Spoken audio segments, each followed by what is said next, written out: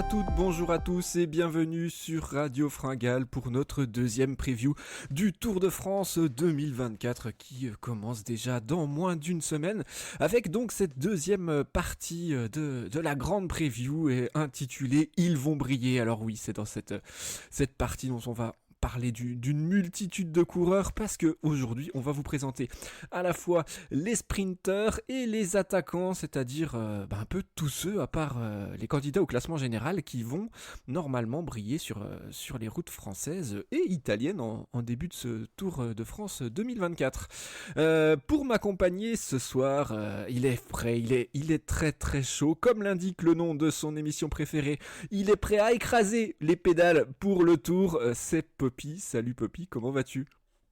Salut à tous. Écoute, très content d'être ici pour parler de ma course préférée, tout simplement le Tour de France, qui me berce depuis ma tendre jeunesse. Et je m'éclate toujours autant à écouter les intros de plus en plus séduisantes sur Radio Fringale, donc c'est très, très plaisant.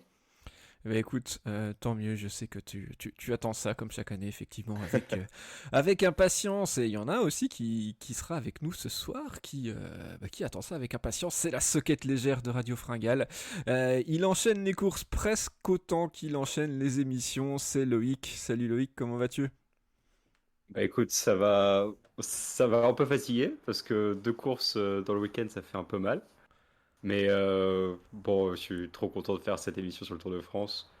C'est même compliqué de la faire parce qu'il y a en une heure parce il y a tellement de noms de partout. T'as l'impression que toutes les équipes amènent l'armada du siècle pour le Tour de France et c'est ça qui est bon quoi. Bah ouais, c'est ça, c'est vrai que le Tour de France, c'est toujours le moment, et ça ne change pas, où les équipes mettent vraiment leurs meilleurs coureurs, et quand on s'attarde sur la liste des participants, on se dit ah ouais, il y a lui, ah ouais, puis il y a lui, ah ouais, puis lui il est trop fort, ah ouais, mais en fait, c'est marrant parce qu'on en reparlera tout à l'heure, mais dans pas mal d'équipes, il y a 4-5 gars au moins qui peuvent vraiment aller chercher une étape en fonction de leur forme, et ça veut dire que le niveau est hyper élevé sur le Tour de France. Mais messieurs, avant de rentrer dans le vif du sujet, dans le cœur de l'émission, un petit moment réclame bien sûr où voilà, on invite toutes les auditrices et tous les auditeurs à nous suivre sur les réseaux sociaux, sur Facebook, Instagram, où vous retrouverez la rédac Radio Fringale, composée de Matt et Simon, qui nous régale d'articles, plusieurs même par semaine, pour à la fois suivre l'actualité, également faire des petits retours historiques, quelques articles débats, donc vraiment n'hésitez pas à aller jeter un œil. On se régale à chaque fois, et ils font un super boulot, donc n'hésitez pas à aller nous suivre également. Pour celles et ceux qui nous découvrent, n'hésitez pas à vous abonner si ce n'est pas déjà fait, ça permet de nous soutenir. On file tout doucement vers les 2500 abonnés qu'on espère atteindre pendant ce Tour de France, voire avant si vous êtes nombreux à nous soutenir. Donc n'hésitez pas, merci aussi par avance du petit like pour le référencement. Et je précise aussi que vous pouvez toujours adhérer pour nous soutenir financièrement à l'association Radio Fringale, l'association adhésion, qui coûte 5 €. Et vous retrouverez bien évidemment tous les liens dans la description, et c'est ça aussi qui nous permet de faire tourner la chaîne, et puis de pouvoir s'équiper de micros par exemple pour pouvoir enregistrer les émissions. Donc merci à toutes les personnes adhérentes, et voilà, si les émissions vous plaît, la chaîne vous plaît, n'hésitez pas à aller vous abonner. Merci d'avance. C'est bon les gars, la page de pub est finie. On peut passer sans plus attendre à l'émission de ce soir. Ils vont briller. Alors, petite précision quand même à celles et ceux qui nous écoutent, on ne connaît pas encore la compo définitive de toutes les équipes, donc peut-être qu'il y a des noms qu'on va citer qui ne seront finalement pas présents. Il y a quand même peu de chance, je pense, mais sait-on jamais. Donc voilà, après, n'hésitez pas, bien évidemment, comme d'habitude, à rebondir sur ce qu'on dit, et puis à vous aussi nous donner vos sprinters, vos attaquants, ceux qui vont pour vous briller sur les routes du Tour 2024. Eh ben, Loïc, j'ai envie de te donner la parole dans un premier temps pour que tu nous présentes. Ça y est, c'est parti. Euh, un premier sprinter qui, selon toi, va briller sur ce Tour de France. Alors moi aujourd'hui alors on a choisi deux sprinters chacun et moi j'ai pris un peu on va dire des gens qui ont brillé sur les derniers jours parce que j'ai pris des championnats nationaux. Et moi je vais commencer avec Groenewegen qui est devenu le champion des Pays-Bas, qui a gagné le sprint, qui fait une bonne saison, c'est-à-dire que il a gagné quelques courses cette année. Il a énormément gagné, enfin, dans toutes les dernières années, il a gagné énormément de courses. Il a gagné 5 fois sur le Tour de France sur plusieurs années. C'est un coureur qui est super fort et qui vraiment, c'est un pur sprinter. C'est-à-dire que c'est quelqu'un qui, malheureusement, ne passe pas une bosse. C'est un, c'est un type de sprinter qui est de plus en plus rare parce qu'en fait, les sprinters de nos jours, ils passent les bosses.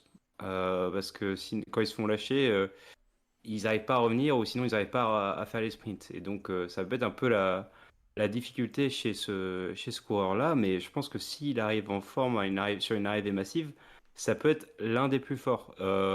Aussi, il faut qu'il arrête de lancer ses sprints à 500 mètres. Et s'il est intelligent et qu'il se met dans les bonnes roues, je pense qu'en tant que pur sprinter, c'est l'un des plus forts du peloton. Poppy, une petite réaction sur Dylan Groenewegen. Ouais, bah Groenewegen, je pense que t'as tout dit sur lui, hein. Très bon sprinter, beaucoup de puissance, qui a déjà gagné des étapes sur le Tour de France dans le passé. Je le trouve quand même, bon là, on le sait, hein, il est beaucoup moins fort. Il a pas aussi la même équipe que quand il avait gagné à l'époque. Donc voilà, mais c'est un coureur qui, oui, dans les bonnes roues, est capable de développer du braquet pour aller chercher la victoire. Il aime ses efforts aussi, il aime ses efforts intenses, il aime se faire mal aux jambes. Malheureusement, souvent, l'image qu'on retient en ce moment, c'est aussi un Groenewegen qui parfois peut lancer ses sprints un peu trop tôt, de peur de se faire surprendre. Donc voilà, à voir comment il peut gérer ça. Il passe très très mal les bosses, donc sur 3 semaines de course, je pense que ça peut être difficile, mais pourquoi pas sur la première semaine, ouais, c'est un coureur auquel il faudra s'attendre, surtout avec son nouveau maillot de champion des Pays-Bas. Ben moi les gars j'y crois pas du tout à Groenewegen. J'y crois pas du tout parce que pour moi le grand Groenewegen qui est capable de gagner des sprints au plus haut niveau, et ben il a déjà 4-5 ans et, euh, et je vois pas comment, vu sa saison 2023, son début de saison 2024, il pourrait à nouveau atteindre le niveau qu'il avait il y a quelques années. Euh, on sait que les sprinters perdent quand même en explosivité, et puis également la prise de risque qui des fois est un peu moins importante et qui est nécessaire, hein, pour aller se frotter dans les sprints. Il a 31 ans et je pense que là il y a une jeunesse un peu plus explosive, plus rapide, un peu plus folle aussi, peut-être, et voilà, moi je pense vraiment que pour Groenewegen ça va être très très compliqué, et je vois pas comment il pourrait arriver à battre les meilleurs sprinters sur ce Tour de France. Euh, on enchaîne. Poppy, à ton tour de nous présenter un sprinter. Et bah allons-y, je vais continuer. Je vais parler d'un sprinter qui a fait deuxième aujourd'hui au championnat national de Belgique. Jasper Philipsen, sprinter qu'on ne présente plus, maillot vert du Tour de France en titre, donc l'année passée, qui s'impose sur de nombreuses courses, qui s'est imposé sur Milan-San Remo cette année. Voilà, Jasper Philipsen, qu'est-ce qu'on peut dire? Je pense qu'actuellement, c'est sûrement le meilleur sprinter du peloton, avec peut-être un autre Belge. Mais voilà, Jasper Philipsen, il a pour moi un gros atout qui est dans son équipe. Mathieu Van Der Poel, et on l'a vu, hein, on le sait, c'est un très bon poisson pilote, capable de très très bien le placer avant les sprints. L'année dernière, je crois qu'il avait fait un super boulot pour lui. Donc voilà, Mathieu Van Der Poel en prépa des Jeux Olympiques peut-être peut aller dans ce rôle de poisson pilote sur la première ou les 2 premières semaines. Et voilà, moi je vais bien Jasper Philipsen, bien emmené par Van Der Poel, aller gagner un maximum d'étapes et ramener une année de plus et une année consécutive encore. Enfin, pas encore, mais une année consécutive, du coup, ce maillot vert, non pas à Paris, euh, mais à la fin de ce Tour de France. Et oui, à Nice, bien sûr. À Nice, ouais. Ouais, bah moi je te suis hein, sur Philipsen. Pour moi, c'est le meilleur sprinter au départ de ce tour. C'est lui qui devrait logiquement dominer les sprints, surtout avec Mathieu Van Der Poel qui est capable de choses assez extraordinaires pour l'emmener. On l'a très bien vu l'année dernière. On sait que, voilà, on reparlera peut-être un petit peu de Van Der Poel tout à l'heure, mais Van Der Poel il sera en prépa JO comme il était en prépa championnat du monde l'année dernière sur le tour et clairement il est là pour faire gagner des étapes à Philipsen, donc c'est sûr que pour moi c'est le favori numéro 1 au niveau des sprints. Bah, en fait, moi je pense que Philipsen, c'est pas forcément le meilleur sprinter, mais c'est le coureur le plus complet. C'est-à-dire qu'il va passer toutes les bosses, il est extrêmement fort de partout. C'est quand même l'un des meilleurs, il est dans le top 2 des meilleurs sprinters actuellement. Il faudra juste qu'il se calme un peu dans les sprints et qu'il se prenne pas. Alors, c'est pas cette année que ça commence le système des cartons jaunes, il me semble. Mais il faudrait pas qu'il se fasse éliminer ou disqualifier d'une étape pour cause de comportement un peu trop agressif, quoi. C'est l'effet série Netflix, ça va peut-être influencer les commissaires. Ah, peut-être, ouais. Après, s'il est bien emmené, il n'y a pas de raison à ce qu'il frotte non plus tant que ça, je pense. À voir. Moi, je pense que ce sera Mathieu qui va frotter pour lui, peut-être. Ouais, voilà, je pense plus que Oui, ce et puis sera comme après, ça. dans tous les cas, faut jouer des coudes. Enfin, quand tu vas faire un sprint sur le Tour de France, enfin, t'es obligé de frotter et puis à un moment de toucher d'autres sprinteurs. Enfin, ça, Oui, oui. c'est universel, hein, c'est comme ça. Euh, c'est à mon tour de Yes. présenter un premier sprinter. Et alors là, plus qu'un grand favori, parce que voilà, comme je l'ai dit, je pense que Philipsen devrait quand même dominer ses sprints. J'ai envie de croire à une renaissance, celle de Fabio Jacobsen. Euh, c'est clairement pas une saison, ni même, bah voilà, ça fait plusieurs mois que c'est un petit peu compliqué pour Jacobsen, notamment avec, voilà, je pense que son passage chez DSM se passe pas aussi bien que prévu, mais j'ai envie d'y croire, alors pas pour dominer tous les sprints, mais clairement j'aimerais bien le voir remporter une étape.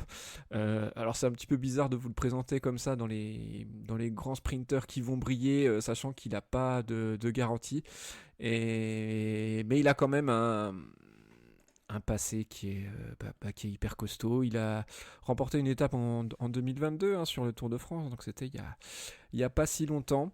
Euh, voilà, donc c'est un peu plus un choix de cœur, d'avoir envie de voir briller ce coureur plutôt que vraiment quelque chose voilà, de fondé sur une saison qui est plus que compliquée, mais on sait que voilà, c'est un champion et les champions ils peuvent renaître au plus grand moment. Donc voilà, moi j'espère voir Jacobsen l'emporter.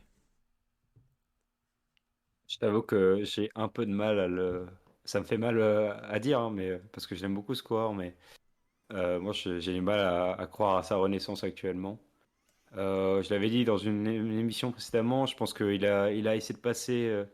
Il a trop bourriné sur certains cols, sur certains Tours de France où il a essayé de passer des cols et ça a pu avoir un effet maintenant actuellement, je pense. Il a pas vraiment compris comment son train fonctionnait, on l'a vu sur le Giro. Il n'arrive pas à passer une seule bosse. C'est vraiment aussi un peu à la Groenewegen, un coureur qui ne passe pas une seule bosse. C'est un sprinter, c'est un peu des sprinters qui sont en voie de disparition actuellement en fait. Et vu son Tour de Belgique où il essaie de revenir après le Giro où il fait rien, je t'avoue que moi j'y crois pas du tout. Ouais, moi non plus, j'ai du mal à y croire pour Fabio Jacobsen.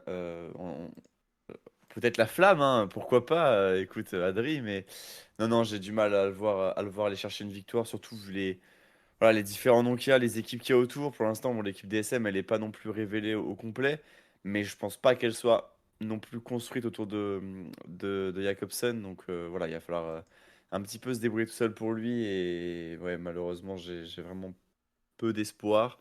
Mais en tout cas, ça me ferait vraiment plaisir de le voir lever les bras cette année sur le tour. On enchaîne du coup. Mhm. Je te redonne la main, Poppy. Et bah allez. Et bah moi, mon deuxième sprinter, c'est Brian Cocard. Brian Cocard, donc, qui a gagné une étape sur le Tour de Suisse en attaquant comme il sait le faire dans son sprint. Brian Cocard, toujours malheureux sur le Tour de France. C'est zéro victoire. Alors, il manque la gagne, je sais plus en quelle année c'était contre Kittel, mais voilà, il manque la gagne de très peu, hein. Il me semble que c'est une histoire de centimètres. De moins de 10 centimètres même. Donc voilà, Brian Cocard, j'ai un peu envie d'y croire. Certes, il n'a pas l'équipe pour. C'est pas avec Cofidis qui va aller, pour moi, chercher un sprint massif. Mais bon, c'est un coureur qui s'est toujours débrouillé seul dans les sprints. Que ce soit chez Europcar, Direct Energy ou BNB Hotel, il a toujours était un petit peu seul au monde. Kevin Reza, c'est pas non plus le meilleur des poissons pilotes, hein. Il y a 10 ans, c'était pas. Voilà. Donc je me dis, il a toujours appris à courir comme ça. Il est tout petit, donc il arrive à se faufiler quand même assez bien dans les trous de souris, un peu à l'image d'un Caleb Ewan.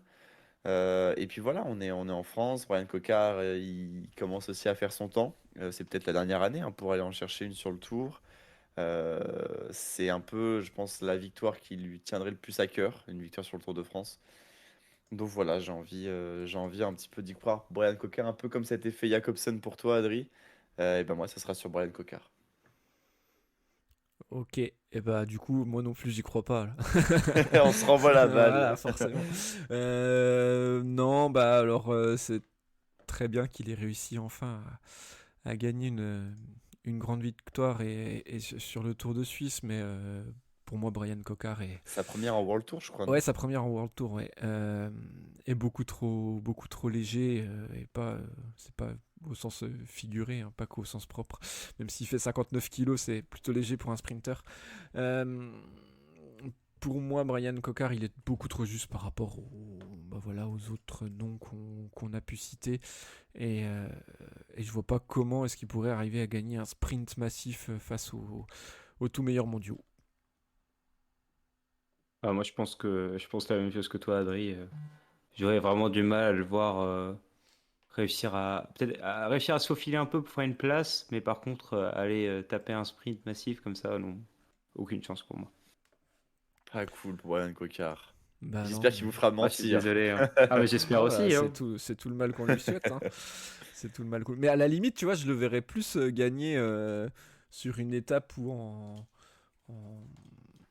bah où c'est une grosse échappée qui part et puis l'étape est pas non plus trop difficile et puis il arrive à bien se débrouiller quoi. Mais pour moi au sprint, non, pas de Ok. peu pas de chance.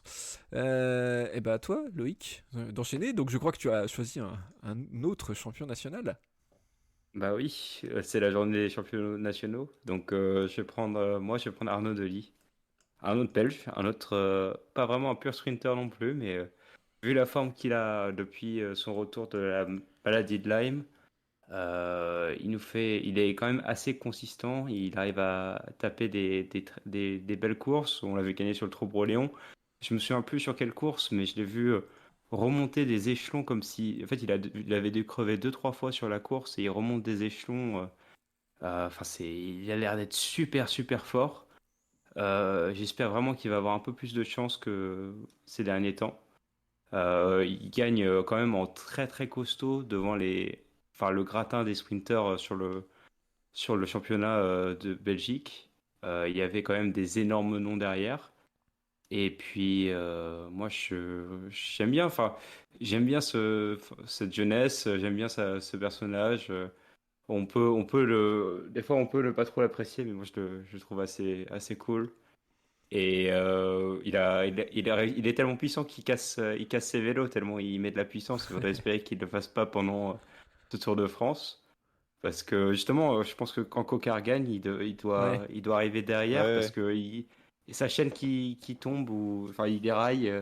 On ne comprend pas trop ce qui se passe. L'année dernière, il avait cassé des pédales. C'est quelqu'un qui lance aussi un peu les sprints d'assez loin. Un sprint un peu en bosse, je le vois vraiment pouvoir aller gagner. gagner des étapes, quoi. Ouais, un petit peu comme sur l'arrivée du championnat de Belgique, là où le sprint était en faux plat montant. Ce qui fait que même en lançant de loin, il a une telle puissance sur ces arrivées-là que Philipsen, il a même pas pu remonter au pédalier. Donc c'est sûr que ouais, moi je te rejoins dans le choix d'Arnaud Delis. C'est un coureur qui a une telle puissance, et puis là il va avoir une confiance de dingue avec ce titre de champion de Belgique.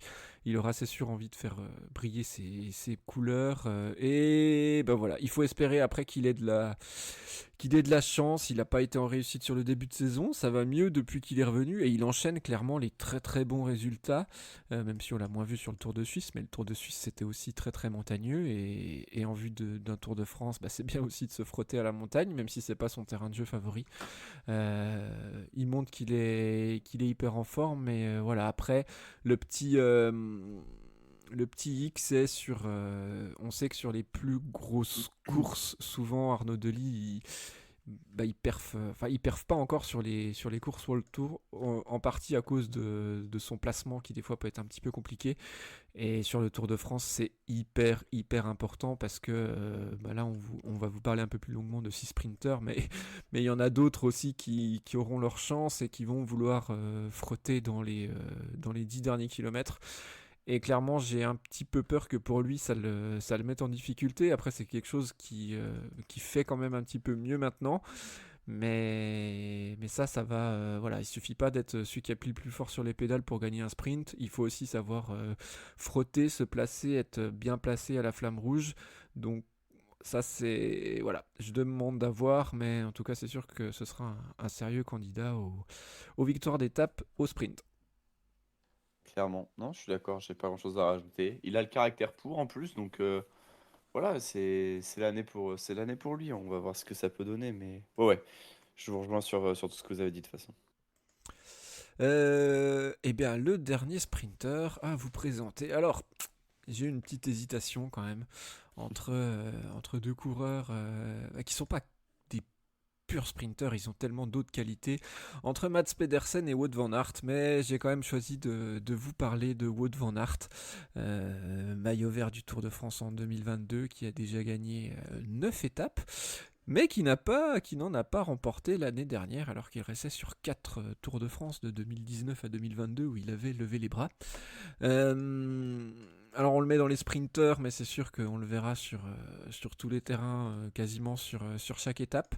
Je pense qu'il n'y a pas de raison pour qu'il n'ait pas sa chance au sprint comme il l'a eu ces dernières années. Il y a Christophe Laporte aussi qui sera sur le tour, et on sait que entre Laporte et Van Aert, ça fonctionne bien, donc je pense qu'il pourra aussi lui emmener les sprints et lui faciliter le placement dans le final. C'est sûr qu'en termes de sprint pur, il est moins fort que certains sprinters. Mais par contre, il a toutes ces qualités qui font de lui un super coureur de placement, d'arriver à frotter. Et il comprend quand même bien comment ça se passe un sprint et un final de grande course. Et ça, clairement, c'est des atouts qui sont hyper importants. Et voilà, il a l'avantage aussi d'être à l'aise sur tous les terrains, ce qui forcément en fera un très bon candidat au maillot vert. À voir après si c'est un objectif ou pas. On a vu que en 2022 ça l'était, il allait le remporter. Puis l'année dernière c'était pas forcément ce qu'il visait. Donc voilà, à voir, et ça va être aussi intéressant en fonction de la forme de Vingard, et puis à quel point, je pense que quand même, ça on en reparlera dans l'émission des favoris, mais je pense que si Vingard il est au départ du tour, c'est pas pour faire de la figuration et puis pour rouler en tête de peloton sur les étapes de plaine. Donc voilà, je pense que Van Aert aussi aura un rôle d'équipier en montagne, et de coureur qui part à l'avant, qui va aller attaquer. Donc, à mon avis, on va le voir quand même énormément. Il a l'air d'avoir bien récupéré là de sa grosse chute à travers les Flandres. Il est apparu en grande forme au championnat de Belgique. Donc ça va déjà faire plaisir de le revoir à 100% dans le peloton. Et ouais, je pense il a vraiment des bonnes cartes à jouer aussi sur les étapes de sprint.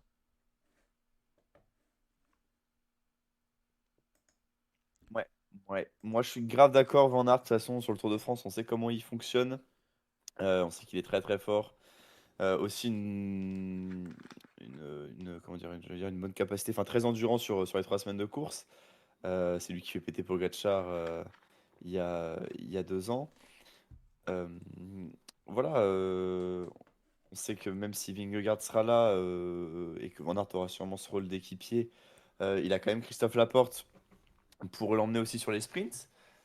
Tu l'as dit, Adri, hein, présent pour jouer la gagne sur les championnats nationaux de Belgique. Donc voilà, Wout van Aert, clairement candidat pour moi au maillot vert, très dangereux de par le fait qu'en fait il est fort sur tout terrain, comme tu l'as souligné. Donc oui, clairement, Wout van Aert, il est au départ, il a l'air d'être en forme, d'être bien remis de sa chute, donc il va falloir forcément faire attention à lui et de toute façon avec le nouveau maillot magnifique de la Visma, je pense qu'on aura de quoi le regarder. Bah moi j'y crois aussi, s'il est bien revenu de sa chute, mais il faut aussi voir ce qu'il pense faire pour les JO. Est-ce qu'il prépare aussi, pardon, les JO ou pas? Est-ce que il y va en entraînement des JO comme un Mathieu Van Der Poel ou pas? S'il est à 100% et qu'il vise un maillot vert, il sera, je pense, inarrêtable.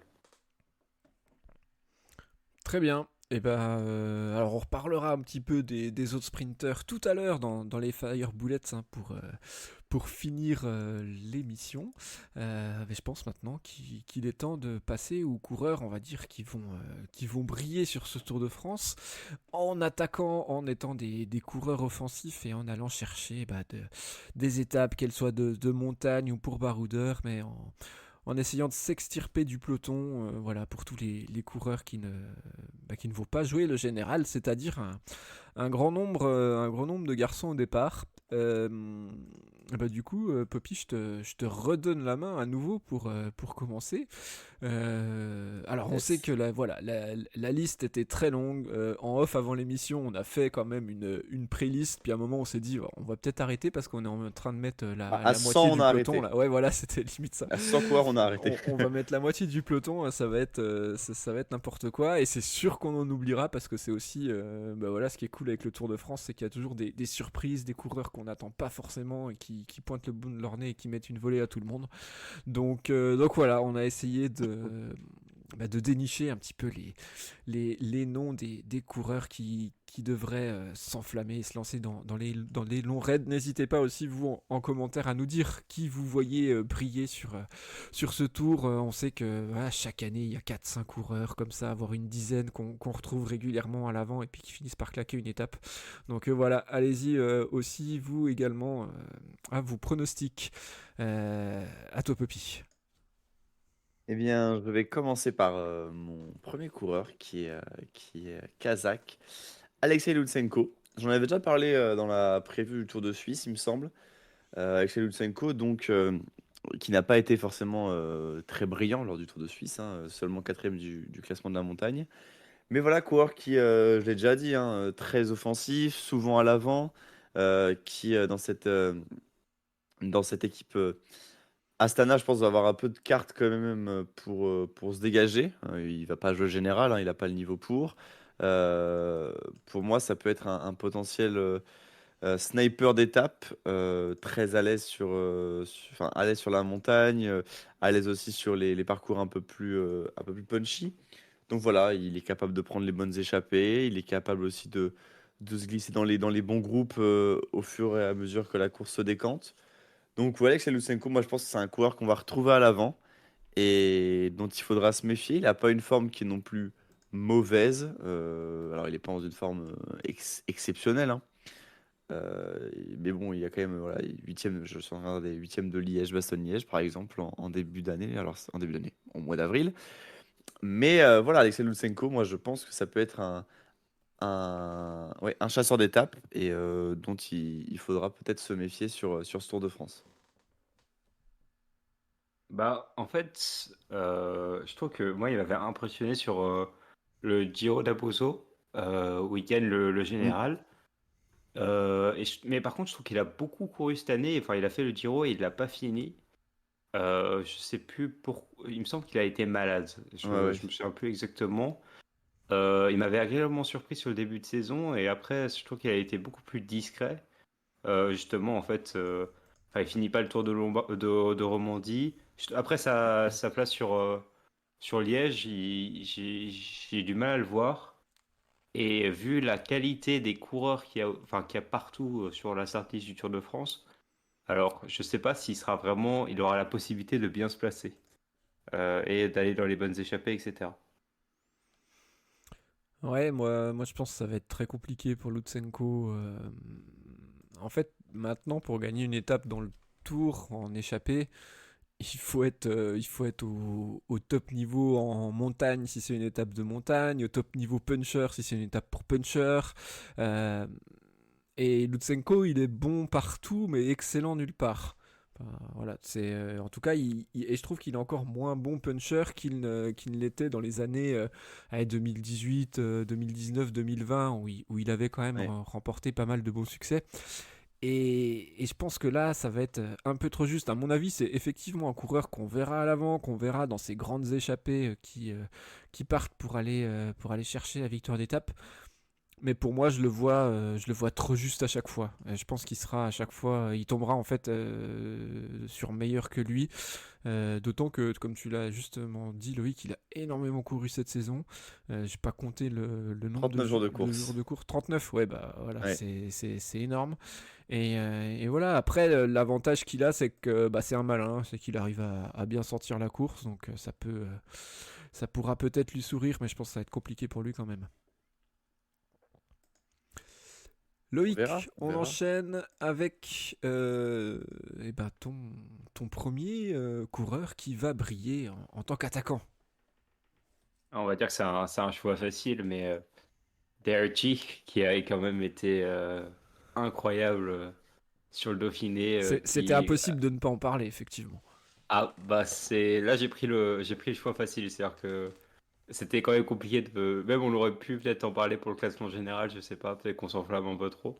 Je pense qu'on s'enflamme un peu trop, ce serait pas forcément bon pour lui, Hmm. tu vois, en général. Parce qu'une semaine et 3 semaines, c'est vraiment pas la même chose.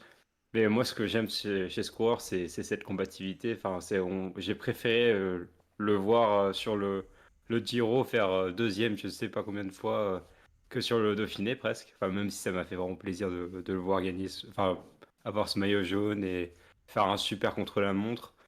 Et en fait, je trouve que cette équipe Israël Premier Tech, elle est faite pour aller gagner des étapes. Il y a que des chasseurs d'étapes là-dedans. Et justement, je trouve que le choix de pas sélectionner Froome, c'est un bon choix en fait. C'est que là, on est sur une équipe qui a le potentiel de gagner beaucoup d'étapes. Enfin, qui peut aller gagner des étapes de partout. Et Derek G, il a montré qu'il pouvait se débrouiller en moyenne montagne, presque en haut de montagne. Il a un très bon punch. Si ça arrive dans une échappée à 5, je pense qu'il peut aller régler le sprint si c'est une petite montée.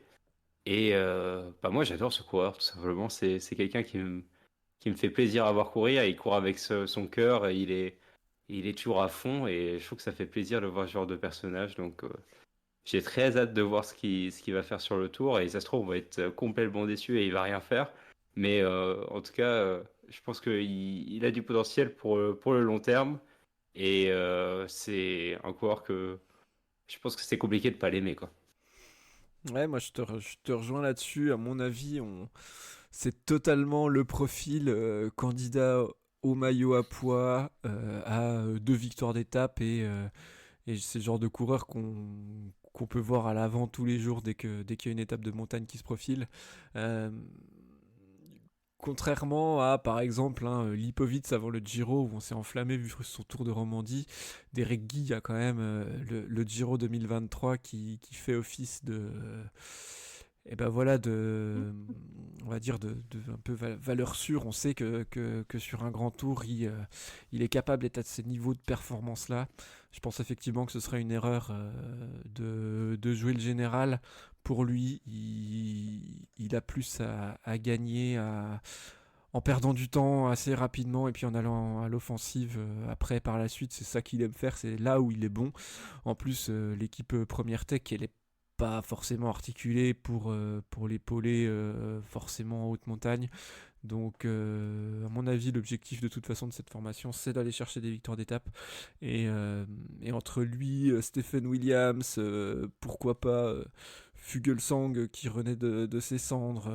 Enfin, il y a vraiment une équipe d'attaquants là euh, où on pourrait voir de belles choses. Et je pense que ouais, Derek Guy, il a fait un super Dauphiné. Et je pense il va rebondir. Enfin, encore plus. À mon avis, il va arriver encore plus fort sur ce tour, plein de confiance.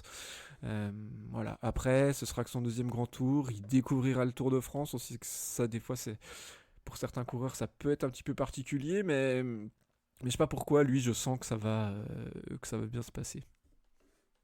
Moi, j'ai pas grand-chose à ajouter. Tu l'as dit, hein, il arrive avec la confiance qu'il faut.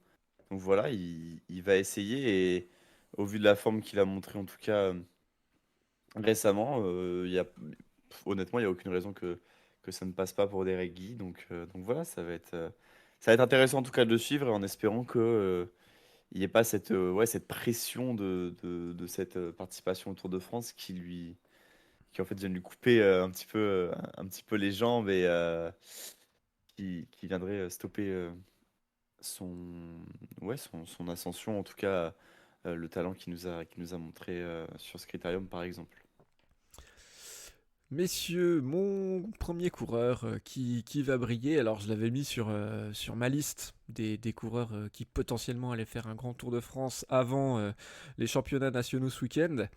Et ben, il est devenu champion de France, c'est bien sûr Paul Lapera. Clairement, il nous fait une saison 2024 assez extraordinaire. On l'a vu hyper à l'aise sur les, voilà, les semi-classiques françaises, hein, où il enchaîne classique Loire-Atlantique et Cholet, Cholet Pays de Loire qui s'appelle maintenant Cholet Aglo-Tour, sur un week-end où il gagne les deux courses. Et puis après, très en vue sur les classiques ardennaises, hein, qui sont des courses difficiles et usantes, 5e de l'Amstel, 11e de la Flèche. Avant ça, il remporte une belle étape sur le Tour du Pays Basque, un succès en World Tour. On a parlé de Brian Cocard tout à l'heure, qui a couru après pendant des années. Et bah, Lapera, il arrive 24 ans, clac, il a cette étape, il a la pointe de vitesse qui va bien et qui fait qu'il peut remporter des succès. Il, comment dire, il passe aussi très très bien les bosses, c'est un très bon puncher. Et ouais, non, franchement, moi j'étais hyper content de le voir gagner le championnat de France. Il a bien manœuvré, son équipe a bien manœuvré. On sait que son équipe Décathlon AG2R est en grande réussite depuis le début de l'année. Il y a un peu tout qui leur réussit et il n'y a pas de raison pour moi que ça foire sur le Tour de France. Après, à voir comment est-ce qu'il va être utilisé, voilà, l'équipe va s'organiser autour de Félix Gall qui va être là pour le général et des autres coureurs qui clairement vont avoir envie d'aller chercher des victoires d'étape. Je pense pas de toute façon que Decathlon ne se focalise que sur le général. Ils veulent aussi remporter des étapes. On sait que c'est devenu une habitude depuis bon nombre d'années de remporter une étape pour cette équipe.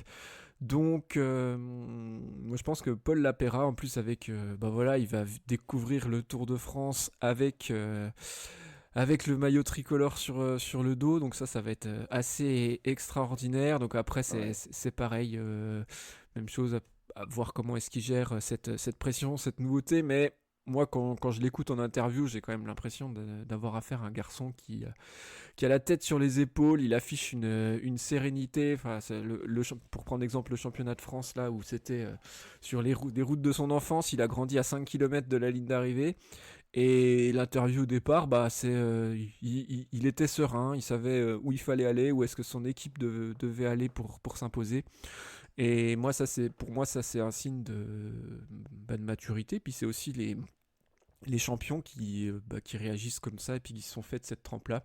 Donc je pense que Paul Lapera a tout pour briller sur ce tour, pour aller chercher une victoire d'étape. Et, Et clairement, voilà, je pense qu'avec son titre national, là, il a franchi encore un palier supplémentaire.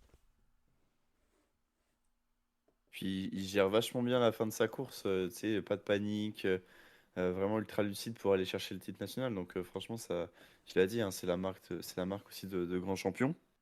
En espérant que ce maillot-là ne lui mette pas une pression supplémentaire, mais au contraire lui donne l'envie de se dépasser et ouais, l'envie de mouiller le maillot, de se montrer, de se mettre en avant, voilà, de tenter des choses.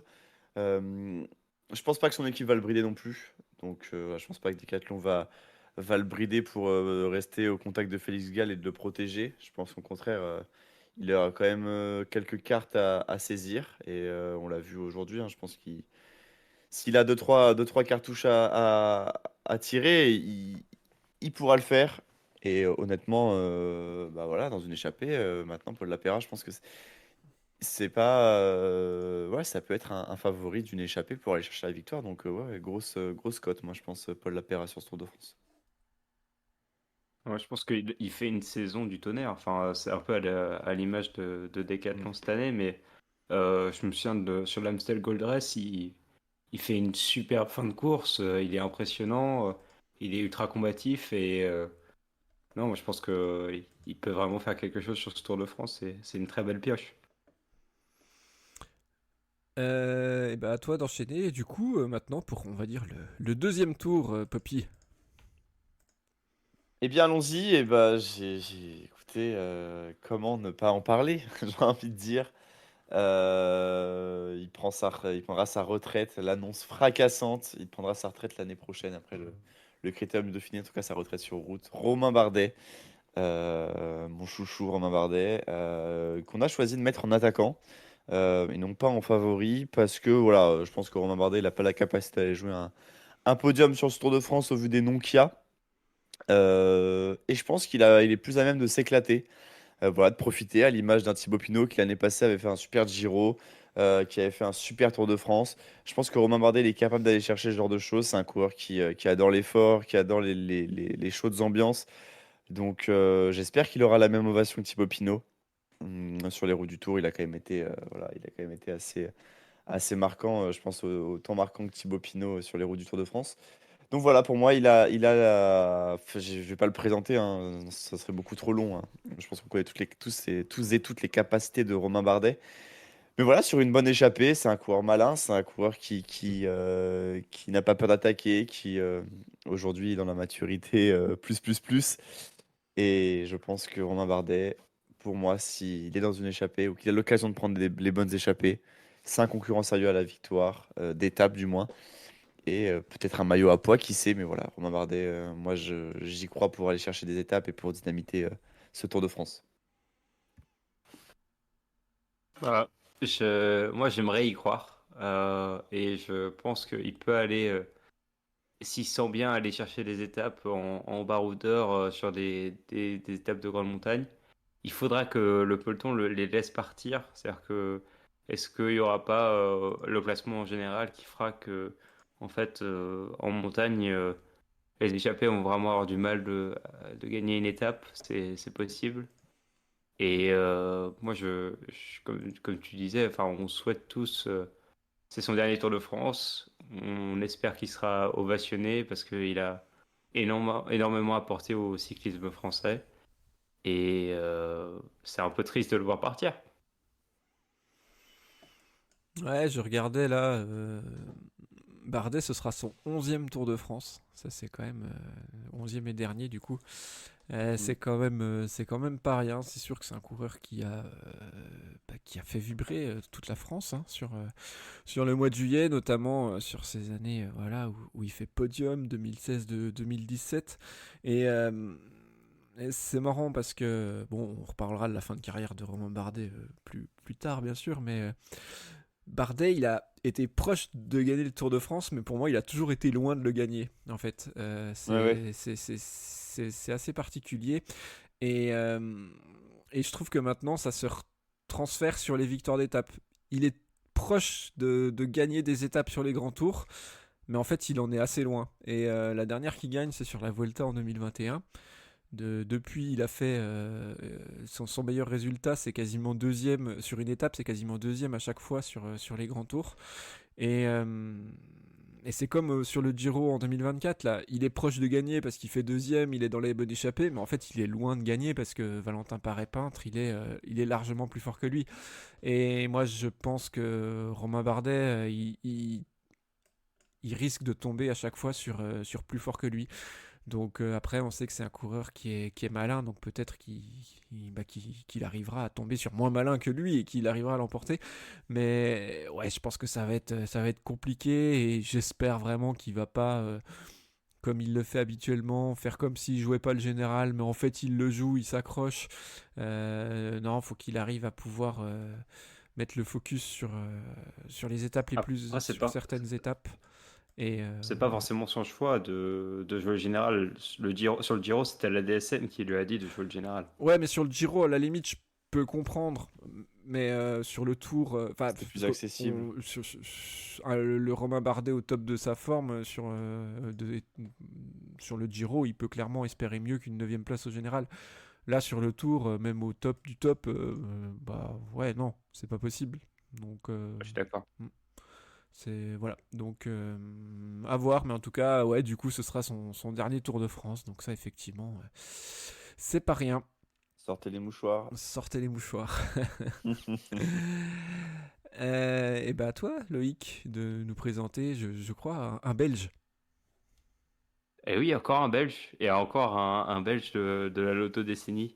Maxime Van Gils, qui pour moi est un exemple de consistance et de force cette année. C'est-à-dire que il me semble que sur le début de saison, ça devait être le deuxième ou troisième meilleur marqueur de points UCI. Alors il faisait pas forcément des victoires, mais il était toujours très très proche de gagner. Il gagne sa première course d'ailleurs. Et en fait, tu pouvais, euh, tu pouvais parier sur lui, il faisait toujours une bonne place. D'ailleurs, ça m'a un peu aidé sur Sacking Fantasy. Et par exemple, son podium sur l'Estradé, il fait des très belles places. Il fait troisième à la Flèche Wallonne. Il gagne en Allemagne. Pour moi, c'est un exemple de très bonne consistance. Et en fait, il s'est un peu calmé, je trouve, au niveau course, après avoir pas mal couru sur le début de saison et avoir été super consistant. Il s'est un peu fait une chauffe sur le Tour de Suisse. Et pour moi, c'est vraiment le combattant qui peut aller gagner une étape en échappée. Enfin, moi, la Lotto, c'est une équipe que j'aime bien voir courir. On avait vu Campenard l'année dernière qui n'avait pas vraiment fait de résultats, mais qui avait été super offensif. Et je pense que cette équipe, elle part un peu dans cette optique-là, c'est-à-dire qu'ils ne visent en aucun cas un général, et ils vont essayer d'aller gagner des victoires, enfin des étapes par-ci par-là. Et en échappée, je pense que c'est quelqu'un qui est très très fort et qui a un très très gros moteur. Ouais, ce qui est fort avec Van Rils, c'est que à la fois son tout début de saison, il est très très fort, il fait des gros résultats. Sur la partie en avril-mai, pareil, il fait des gros résultats. Et, euh, et là, je pense que sur le Tour de Suisse, c'est vraiment sa rampe de lancement vers le Tour de France.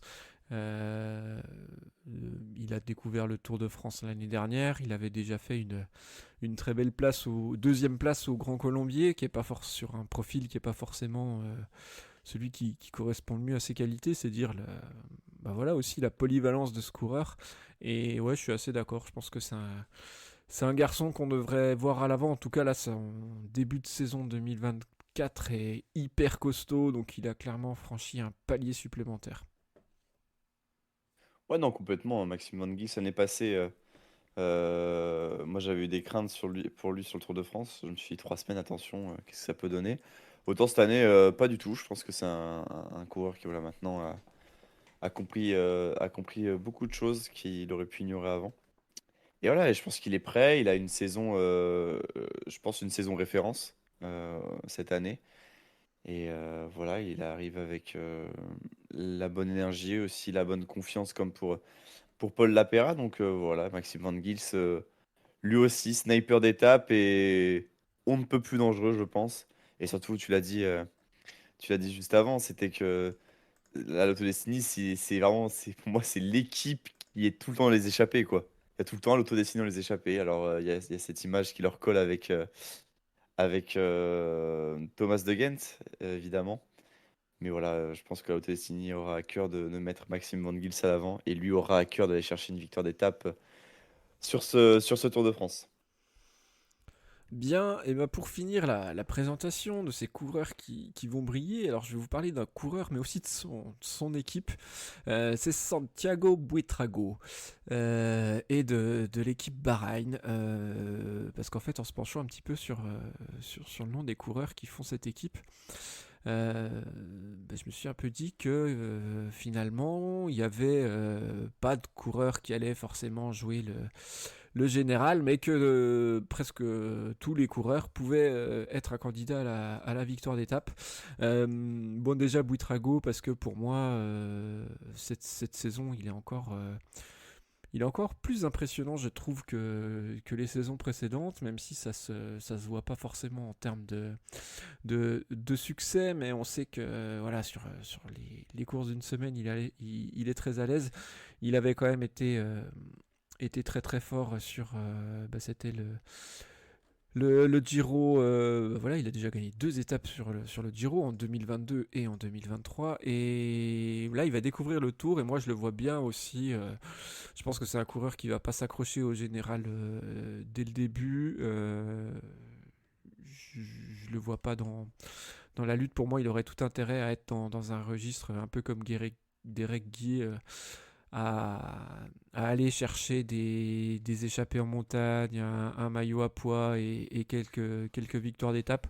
Et je pense que clairement, si c'est un coureur qui est en forme mais qui perd du temps sur la première partie de tour, la dernière partie est tellement montagneuse, il y a tellement des belles étapes qui correspondent à son profil qui peut être hyper dangereux. Donc ouais, je pense que Buitrago est pour moi un candidat aux victoires d'étape dès que la route va s'élever et dès qu'on va dépasser les 2000 mètres d'altitude. Et puis pour faire voilà, un petit topo sur son équipe, on a des coureurs tels que Mohoric, Peyo Bilbao, qui ont tous deux gagné sur le Tour l'an passé. Et puis voilà, également des coureurs d'expérience comme Wood Poels, il y a Jack Haig, il y a Fred Wright aussi. Donc ouais, clairement, c'est une formation qu'on devrait retrouver très souvent à l'avant, à mon avis. C'est pas le genre d'équipe qui va aller rouler en tête de peloton pour défendre les intérêts d'un leader qui va être 8ème au général. Du moins, je l'espère pas. Mais voilà, en tout cas, à mon avis, on va les voir très offensifs, les Bahreïn.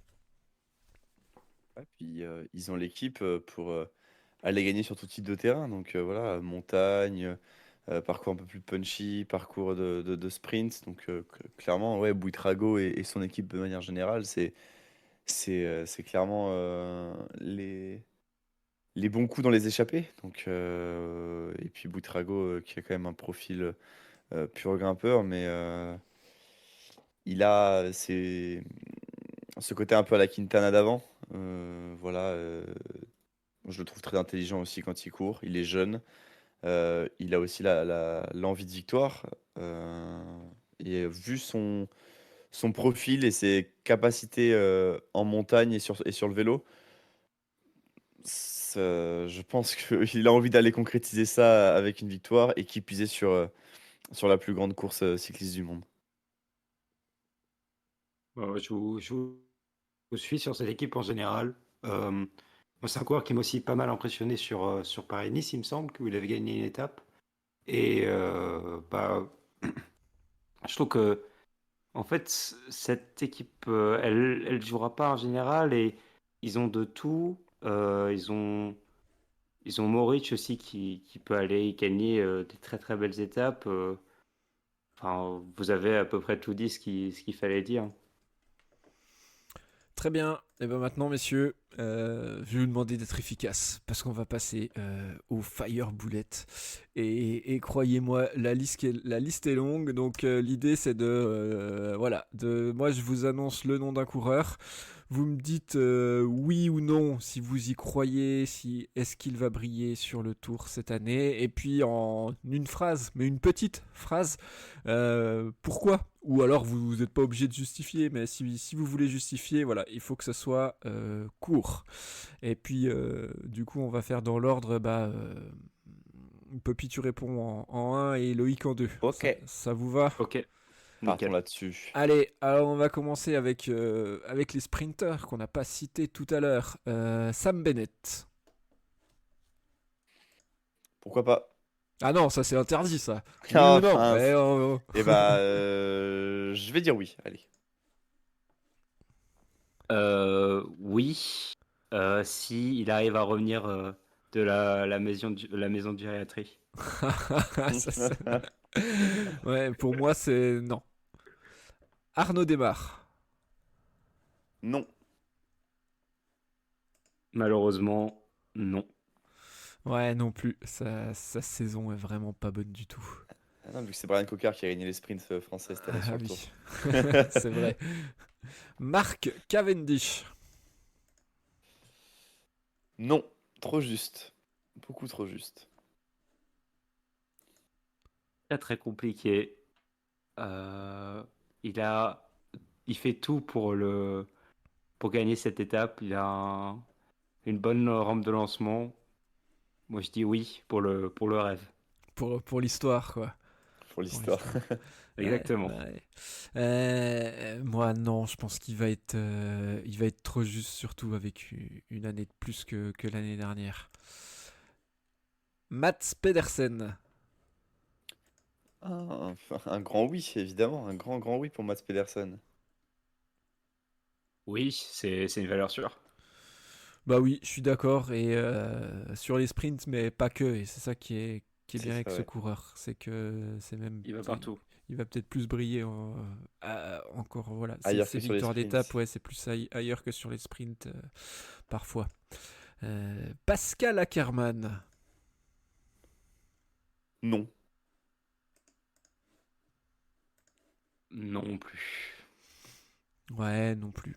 Trop juste et c'est Et plus Pelé en plus. c'est plus le coureur d'il y a quelques temps, même s'il a remporté une étape sur le Giro l'année dernière. Non, pas, pas possible. Binyam Girmay. Non plus. William Girmay, pour moi, trop de perte de confiance ces derniers temps. Même s'il a 2-3 bons résultats, mais trop de perte de confiance ces derniers temps sur des courses World Tour. Et je pense que ça va continuer sur ce Tour de France. Malheureusement, j'y crois pas trop non plus. Moi, pareil, je trouve il a vite plafonné en fait ce coureur. Il Mm. a fait une entrée fracassante et depuis 2022, je le vois pas progresser, donc ça c'est pas bon signe. Phil Baos.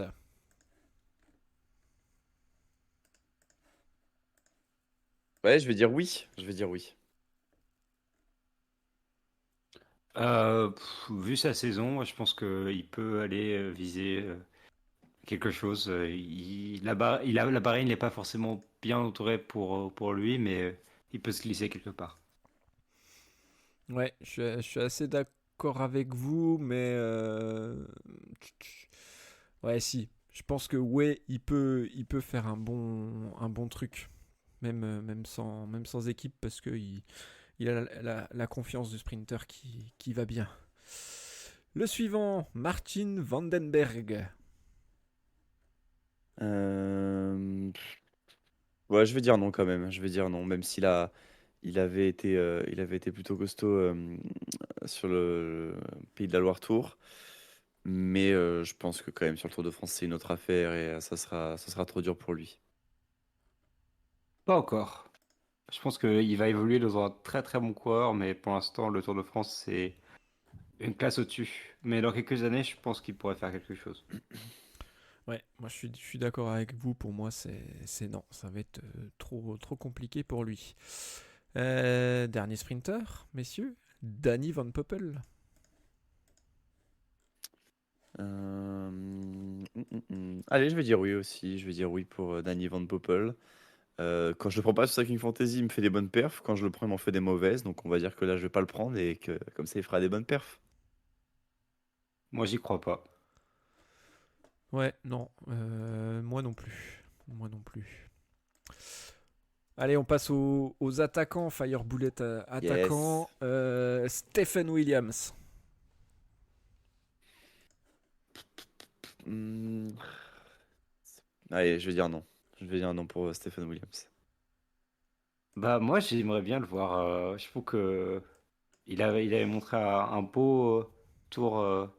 Enfin, il avait gagné, il me semble, une étape sur le Tour d'Australie. Il avait vraiment été pas mal. Moi, je pense que il peut aller se glisser dans une échappée. Ouais, moi j'y crois beaucoup. Donc pour moi, oui, il va aller claquer son étape. Ah, il gagne Bon, la flèche aussi, j'ai oublié. eh oui, il gagne la Ouais, flèche. Ah oui, quoi. C'est devant pas rien. Kevin. C'est pas rien. Donc voilà, si les conditions météo sont difficiles, et on sait qu'en France c'est pas ouf en ce moment, En ce moment, ouais, c'est pas fou. il a ses chances. Il a ses chances. Bon, pour le nom suivant, les gars, faites attention à ce que vous dites parce que la Torne écoute. Oh Magnus putain. Cort. Bah évidemment, favori maillot jaune, évidemment. Là, ça faillote. Là, ça faillote. Ouais, attendez. Non, bah en vrai, oui, oui, Magnus Cort, oui.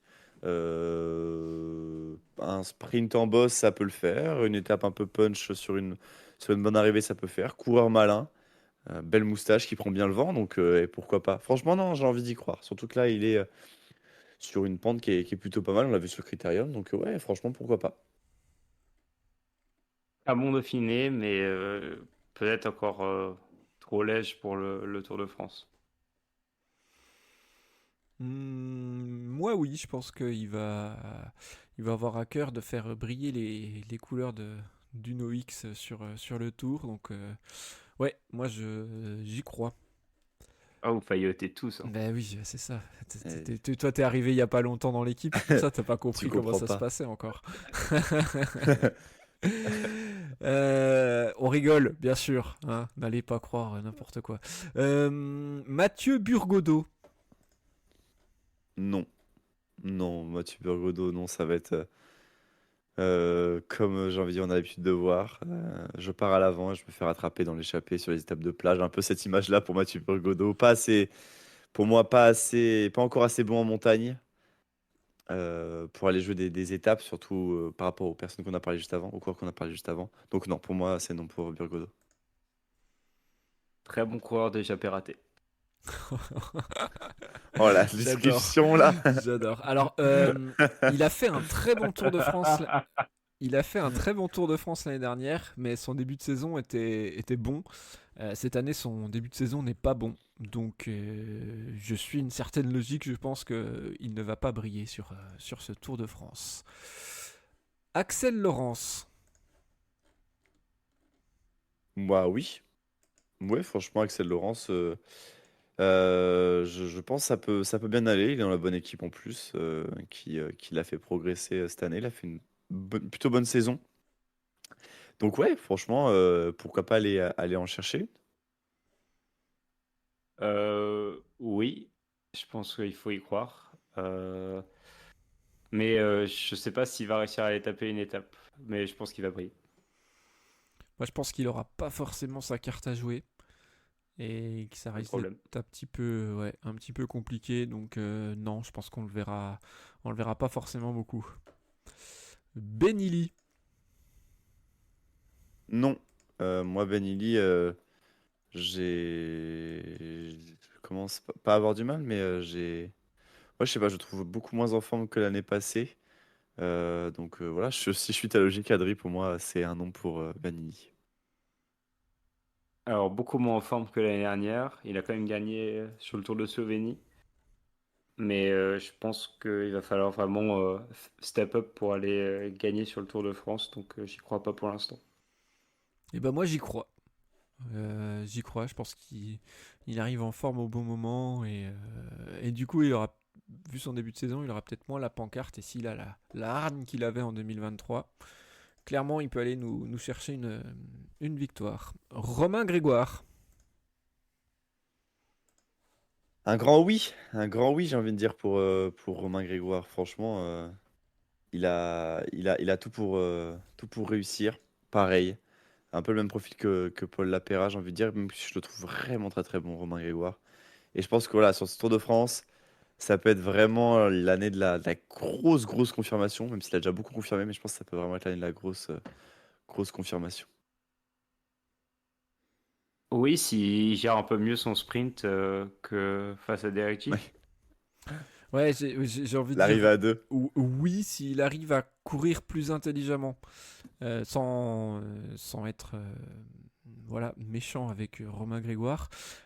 Tu vois que c'est un coureur qui a été habitué à gagner facilement ses jeunes années et qui du coup doit encore aiguiser son sens tactique. Donc j'ai un peu peur de le voir faire 2 et 3 quelques fois. Mais j'espère qu'il va me faire mentir et qu'en tout cas il a tout le potentiel pour s'imposer. Nelson Poles. Non, non, non. Nelson Poles, De 3 fois non, bah, le pauvre. 3 fois non, non. carrément. Bah ouais, mais je Ah, suis désolé, mais c'était quoi, l'année dernière ou il y a 2 ans? Il m'avait vraiment impressionné. Je trouvais qu'il avait fait des super bons résultats. Il était, ouais, voilà, sur son Tour de France en 2022, il fait des super on résultats. Je avait trouve dit le très court, hein, fort. Puppy, hein, Pardon. je te Donc, rappelle. pardon. Et donc, non Tu peux pour Nelson justifier Poles. quand même, hein, mais. Malheureusement, je le trouve trop léger cette saison. C'est trop dur, je pense, pour lui. Pardon. Alors, non, mais car problème de santé et début de saison catastrophique, j'espère qu'il va se relancer. Ouais, bah non, je suis d'accord, pas dans la dynamique qu'il faut avant d'aborder le tour. Il a DNF tous les trucs par étape. Ouais. Mathieu Van Der Poel. Oui, en rôle d'équipier. Oui, enfin non, poisson pilote. Ouais, non. Non, il est là pour préparer les JO. Qui va gagner? Voilà. Aussi. Warren Barguil. Non, car c'est Romain Bardet qui sera mis en avant chez la DSM sur ce Tour de France. Mauvaise foi. Voilà. Malheureusement, non, malheureusement ces belles années sont passées. Non, oui, je suis d'accord avec toi. Valentin Madouas. Je vais dire non. Trop court. Ouais, non. Vu la saison, non. Et j'ai l'impression qu'il n'y a pas grand-chose pour se réjouir à la FDJ. Eh ben moi, oui. Je sens bien la victoire de Valentin Madouas. Voilà. Victoire sur le Tour de France, évidemment. Ouais, pas Au maillot jaune, général, hein. hein. Au général, hein, il l'a dit Mais plusieurs bien fois. sûr, en général. Bien Bien sûr, sûr. bien sûr. Favori numéro 1, je vois pas qui peut le mettre. Là, on fait les Fireblades du général. Hein. Je sais pas si vous avez compris. Oui, c'est pour ça. Hein. Kevin Vauquelin. Sur les Ouais, étapes et sur ceux qui vont briller. oui. Pour moi, ouais, c'est un grand oui pour Kevin Vauquelin. Alors, il est en super forme. Il a montré sur les France de contre-la-montre. Oui, pour moi, oui. Ouais, pour moi, oui aussi, il fait une très belle saison. Il est en train de confirmer avec des grandes courses. Il a eu un programme quasiment fait que de grandes courses. Et ça, c'est ce qui va le faire franchir un palier. Donc, oui, j'ai hâte de le voir pour son premier tour. Allez, il en reste 2, les gars. Alex Arambourou. Non. Non, non, non. Pour Alex Arambourou, pareil. Pareil, 3 non, lui non plus. 3 non, il a ouais. pas- Et ouais, 3 non pour lui. Moi, oui. Je pense que là, il fait une très bonne saison. Il gagne son championnat national. En fait, le problème, c'est qu'il y a tellement de noms que je sais pas si Enfin, est-ce que c'est une réussite, c'est faire une place ou est-ce que c'est gagner, c'est ça le problème, quoi. Ah Bah, à bah, ce niveau-là, ça serait gagné c'est quand quand même. même gagner une étape, quoi. Si Ah tu bah fais alors, deux. ça va être compliqué. Ouais, moi je pense que. Alors, ouais, moi je dis oui pour Arambourou. Je pense que l'équipe Movistar va lui donner des libertés et il a une petite pointe de vitesse qui peut l'aider. Dernier coureur, messieurs. Axel Zingle. Oui, les ailes d'un nouveau contrat. Il a envie de bien faire en France. Donc, pour moi, c'est un oui pour Axel Zinglo. Non, ça va être compliqué. Il y a trop de gros noms derrière. Ouais, pour moi, non. Il brille sur les courses de seconde zone, mais encore trop juste en World Tour. Bah messieurs, je suis arrivé au bout de ma liste. Voilà, je pense qu'on va pouvoir conclure cette émission. On a dépassé un petit peu l'heure, mais voilà, il y avait quand même pas mal de noms à donner. Merci Poppy, merci Loïc pour cette Avec grand émission. plaisir. Et, Merci à toi. Et merci à toutes et tous de nous avoir écoutés jusque-là. Voilà, si vous n'êtes pas encore abonné et que l'émission vous a plu, et ben voilà, n'hésitez pas à le faire, à nous mettre aussi un petit like pour que cette vidéo soit référencée. Merci à toutes et tous pour votre soutien. Et souvenez-vous également que pour briller sur le Tour de France, il faut penser à s'alimenter, car c'est pas en faisant une fringale dans les derniers kilomètres qu'on remporte une étape sur la grande boucle. Merci à toutes et tous, les gars. Bon Tour de France, hein, ça y est, on y est, moins d'une semaine, on arrive tout doucement, il est déjà là. Allez, merci tout le monde, à bientôt, ciao ciao. Merci, bisous à tous. Salut à tous et allez Romain Bardet.